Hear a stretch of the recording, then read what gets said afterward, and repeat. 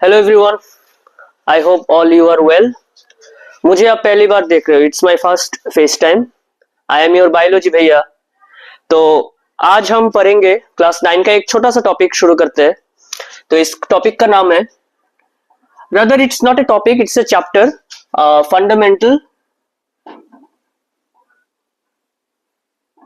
Fundamental unit of life. So this is a chapter of class 9। तो हम यहाँ पे आज शुरू कर रहे हैं फंडामेंटल यूनिट ऑफ लाइफ। तो यहाँ पे अगर हम टर्मिनोलॉजीज को देखें, फर्स्ट ऑफ ऑल यहाँ पे है fundamental, that means the fundamental thing, the unit of life, मतलब हमारे जीवन का जो हमारा फंडामेंटल एक यूनिट होता है। फॉर एग्जाम्पल आप समझ सकते हैं एक घर, ठीक है। एक घर में क्या होता है, हम ब्रिक्स से हम घर बनाते हैं, ईंटों से घर बनता है। तो अगर एक ईंट को हम और एक ब्रिक को अगर हम एक यूनिट समझे, तो उसी बहुत सारे यूनिट से मिलाकर हम वेरियस शेप्स के घर बनाते हैं, ठीक है। तो यहाँ पे हमारा जो जितने भी लिविंग ऑर्गेनिजम्स है, मैं हूं, तुम हो, प्लांट्स है, पौधे है, पेड़ है, इंसेक्ट्स है, बर्ड्स है, सभी क्या है, लिविंग ऑर्गेनिजम्स है। तो वो भी कुछ पर्टिकुलर कुछ यूनिट से बने हुए होते हैं। तो उसी यूनिट्स के बारे में आज हम पढ़ेंगे। तो फर्स्ट ऑफ ऑल हम थोड़ा जान लेते हैं कि ये जो यूनिट का कॉन्सेप्ट है ये कहां से उत्पन्न हुआ। तो किसी ना किसी के दिमाग में तो आया होगा कि कैसे ये सब लिविंग ऑर्गेनिजम्स बने हुए हैं। तो फर्स्ट ये किसके दिमाग में आए, Robert Hooke. Robert Hooke was a scientist. तो वो एक दिन अपने गार्डन में घूम रहे थे। तो ये बात है 1665 की। तो वो अपने गार्डन में घूम रहे थे, अचानक उन्होंने एक ट्री देखा। तो ट्री का उन्होंने क्या किया, जो आउटर लेयर है, ट्री के स्टेम का जो आउटर लेयर है, that is we called as bark, वो बर्क लिया, ठीक है। तो बर्क को लेके उन्होंने क्या किया, तब वो माइक्रोस्कोप इतना डेवलप नहीं था, क्योंकि हमारे पास जो इलेक्ट्रॉन माइक्रोस्कोप आए हैं वो भी 1940s में आए। तो उससे पहले उन्होंने क्या किया था, लेंसेस थे, तो लेंसेस को ही अरेंज करके अपने सिंपल एक माइक्रोस्कोप बनाया था। तो उसके नीचे उन्होंने क्या किया, वो जो बर्क है ट्री का, उसको छोटे छोटे पीस किए करके वो माइक्रोस्कोप के अंदर में लाके देखा। तो उन्होंने क्या देखा, कुछ honeycomb like structures. Have you seen honeybees, मधुमक्खी? तो मधुमक्खी के जो छत्ते होते हैं ना, उसमें आप देखना कुछ बेंजीन रिंग जैसा कुछ स्ट्रक्चर्स होते हैं, ठीक है, बहुत सारे ऐसे स्ट्रक्चर्स होते हैं। तो ये कुछ कंपार्टमेंट्स के जैसे, छोटे छोटे घर के जैसे, ठीक है।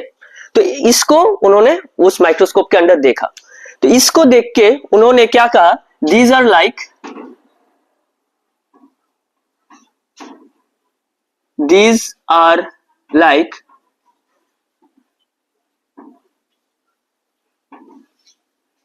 हनीकॉम कंपार्टमेंट्स, ठीक है। तो उन्होंने क्या कहा, these are like honeycomb compartments. तो यहां पे देखने वाला चीज ये है कि this word compartments, these are like compartments. So यही से कंपार्टमेंट से ही हमारा क्या आता है, लिटिल रूम जैसा कुछ लगता है, छोटा सा एक रूम जैसा है। तो इसी से नाम पड़ा सेल, ठीक है। तो who coined the term cell? Robert Hooke was the first scientist who coined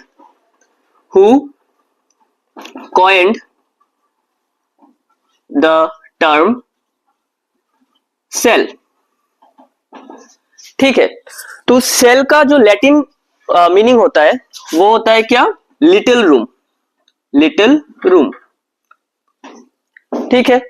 but यहां पे एक थोड़ा सा कैच है कि उन्होंने जो मैंने पहले ही कहा था, किससे देखा था ये हनीकॉम लाइक स्ट्रक्चर्स किससे देखा था, बार्क ऑफ ओक ट्री, ठीक है।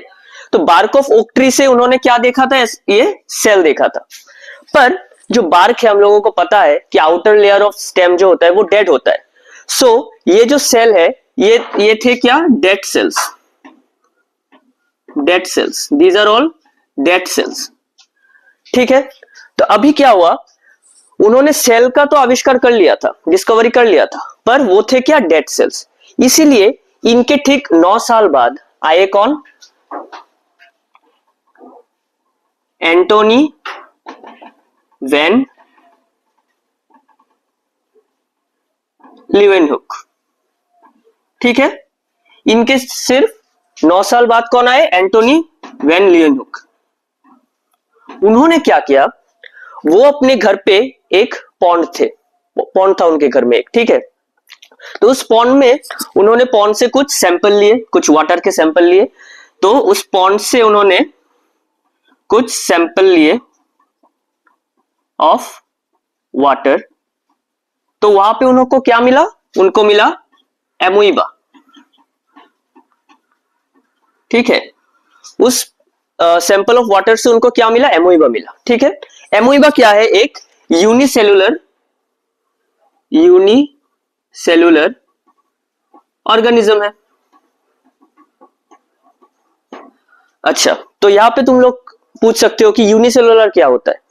यूनिसेलुलर होता है जो ऑर्गेनिज्म एक ही सेल से बना होता है, एक ही क्या सेल से बना होता है। यहाँ पे हमने बार्क में देखा बहुत सारे छोटे छोटे बहुत सारे यूनिट्स है, बहुत सारे कंपार्टमेंट्स है, तो उनको हम सेल बोलते हैं। लेकिन जो यूनिसेलुलर ऑर्गेनिज्म है उनमें सिर्फ एक ही सेल होता है।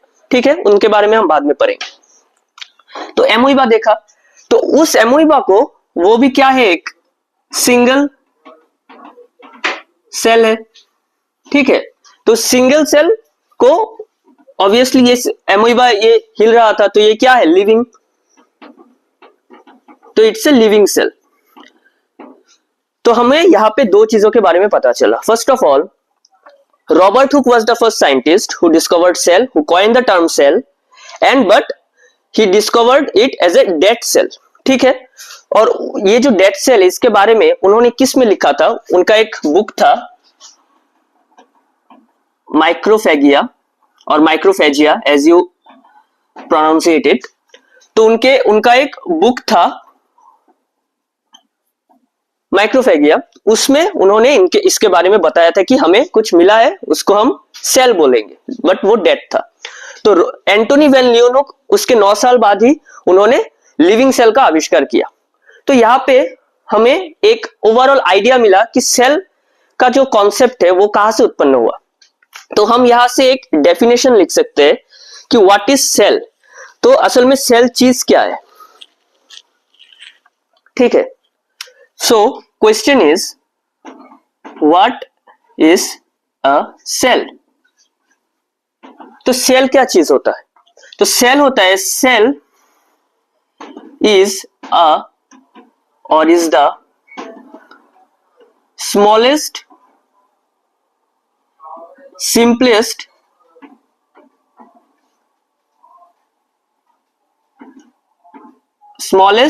simplest structural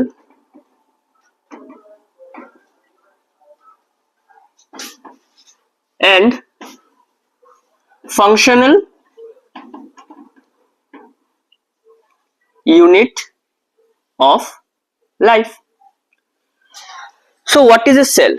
एक सेल क्या होता है? Cell is the smallest, it's the most smallest thing in our human body और इन एनी लिविंग ऑर्गेनिज्म। बहुत स्मॉल होता है, बहुत सिंपल होता है। हम सेल के स्ट्रक्चर के बारे में आगे पढ़ेंगे।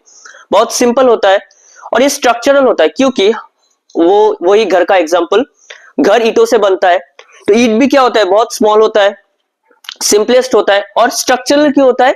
एक एक ईंट से पूरा जो एक स्ट्रक्चर बनता है बिल्डिंग का, घर का, वो बनता है एक एक ईंट से। वैसे ही एक एक सेल से लिविंग ऑर्गेनिज्म का जो बॉडी है वो बनता है। So that's why it's structural and functional. Obviously हमारा बॉडी का जो वेरियस फंक्शंस होते हैं वो भी सेल के द्वारा ही होते हैं, क्योंकि सेल के अंदर भी बहुत सारे फंक्शंस होते हैं। For example, as we grow we have different personalities, different heights, different body weights, various things. So these are determined by genes. Genes के द्वारा डिटरमाइन होते हैं। तो वो क्या कहाँ पे होते हैं? सेल के अंदर होते हैं। So cell are also a functional unit, this are structural unit and very small and simple. So this is the overall definition of a cell. तो अगर हम आगे बढ़ते हैं तो हम देखते हैं कि बाद में भी कुछ साइंटिस्ट आए। फॉर एग्जाम्पल, हम अगर सेल को देखें, एक सिंपल सेल को देखें, तो कुछ ऐसा होता है, और यहाँ पे और भी सारे सेल ऑर्गेनेल्स होते हैं, उसके बारे में हम बाद में देखेंगे। तो एक सिंपल सेल का स्ट्रक्चर ऐसा होता है। अब तुम देखोगे ये एक पूरा सेल है, तो तुम बोलोगे सर यहां पे ये चीज क्या है, this is the nucleus. You have studied it in physics और इन केमिस्ट्री दैट एटम से क्या बनता है, जो जितने भी नॉन लिविंग थिंग होते हैं, ठीक है, तो उनमें भी क्या होता है, एक एटम होता है। तो वैसे भी लिविंग सेल में एक एटम होता है, एटम में क्या होता है, एक न्यूक्लियस होता है। वैसे ही यहाँ पे एक सेल के बीचों बीच, और sometimes it may be in the periphery, it doesn't depend, but एक न्यूक्लियस होता है। उसका आविष्कार किसने किया था, रॉबर्ट ब्राउन ने, ठीक है, इन 1831। तो in 1831 Robert Brown was the first scientist who discovered this nucleus in a cell, ठीक है। अब क्या हुआ, एक और साइंटिस्ट है, these are some main scientists name which you should remember. One is Robert Hooke in 1665, another one we have studied, that is Anton van Leeuwenhoek, who discovered the living cell in 1674. Now it comes Robert Brown, who discovered the nucleus in cell in 1831. अब कौन आते हैं, अब एक बहुत ही शानदार, बहुत ही famous एक साइंटिस्ट आते हैं, पार्किंजी क्या करते हैं, इन 1839 उन्होंने क्या किया, डिस्कवर्ड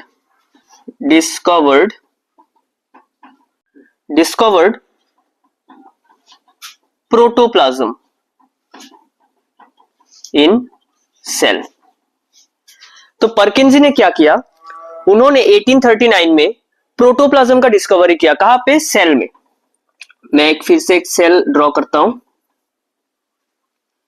तो ये है एक सेल, ठीक है। तो ये है हमारा क्या, न्यूक्लियस, और ये है एक सेल। तो उन्होंने क्या किया, रॉबर्ट ब्राउन ने क्या किया था, वो न्यूक्लियस का आविष्कार किया था, डिस्कवरी किया था। और पर्किंजी ने क्या किया, प्रोटोप्लाज्म का डिस्कवरी किया। तो प्रोटोप्लाज्म क्या होता है, प्रोटोप्लाज्म दो चीजों से मिलके बनता है, और this is not something, we have term it as protoplasm. How, cytoplasm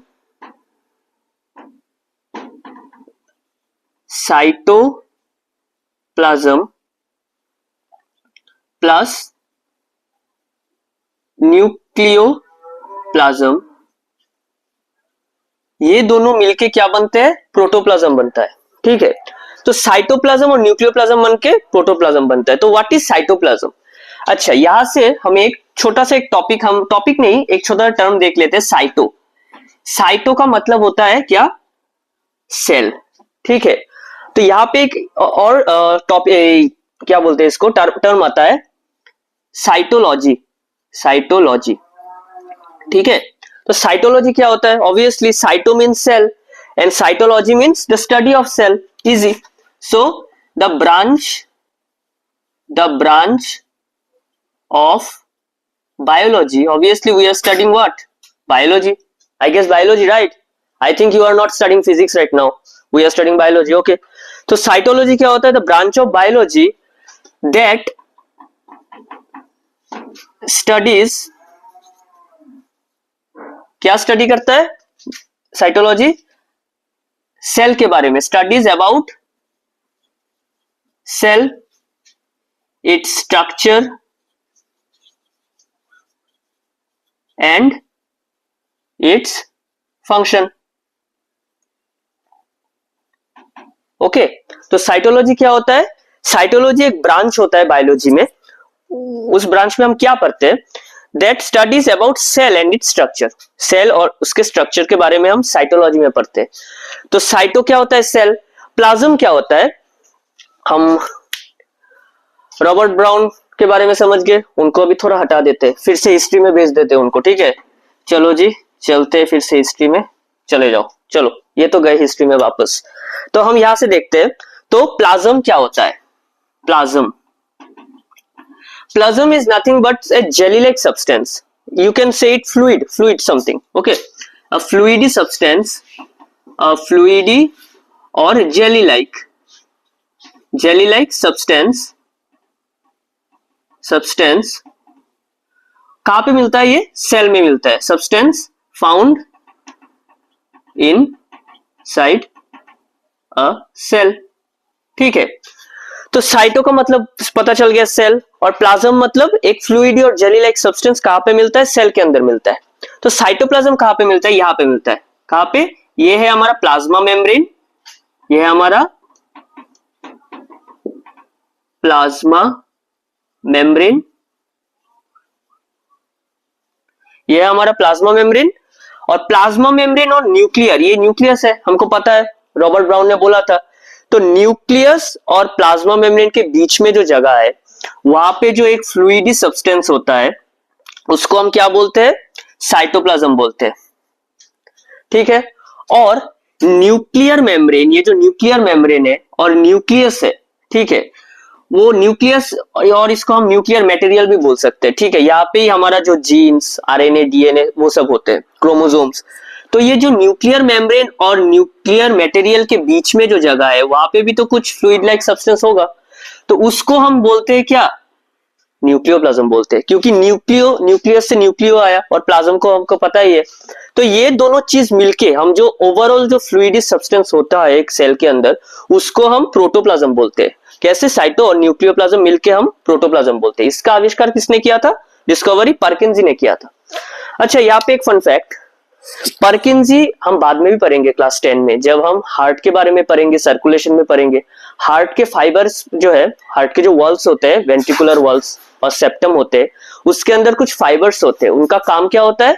हमारा जो वो सिग्नल है, नर्व का सिग्नल है, और जो एवी नोड, एसए नोड से जो सिग्नल आता है कॉन्ट्रैक्शन के, उसको वो और भी क्या बोलते हैं उसको, फर्दर उनको भेजता है। ठीक है, ट्रांसमिट करता है। ठीक है, तो उसका वो जो फाइबर है, वो फाइबर किसने आविष्कार किया था और डिस्कवर किया था? परकिंजी ने किया था।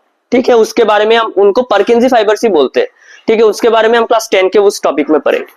तो this is all about the discovery of cell, how cell is being discovered. Next जो हम टॉपिक पढ़ेंगे, वो पढ़ेंगे हम the cell theory, how, what is the cell theory, वो हम नेक्स्ट स्लाइड में पढ़ेंगे। ठीक है, लास्ट में खुशखबरी देना चाहते हैं। इतने दिन हम ऑनलाइन थे, ठीक है, 2020 में हमने शुरू किया था, इतने दिन हम ऑनलाइन थे। अभी हम सोचे थोड़ा 1-to-1 इंटरेक्शन हो जाए, लॉकडाउन इज ऑल ओवर, तो हमने हमारा ऑफलाइन कोचिंग सेंटर भी शुरू किया है। If you are interested, things will be given somewhere here और देयर, नंबर्स दिए हुए होंगे, हमारे यूट्यूब का लिंक होगा, how can you contact us, वो भी होगा। So do consider us, and I think we can help you all in sharing our knowledge. How much, जितना भी हमारे पास है, हम शेयर करते रहेंगे, और अगर आपको अच्छा लगे, so you can contact with us. Thank you all.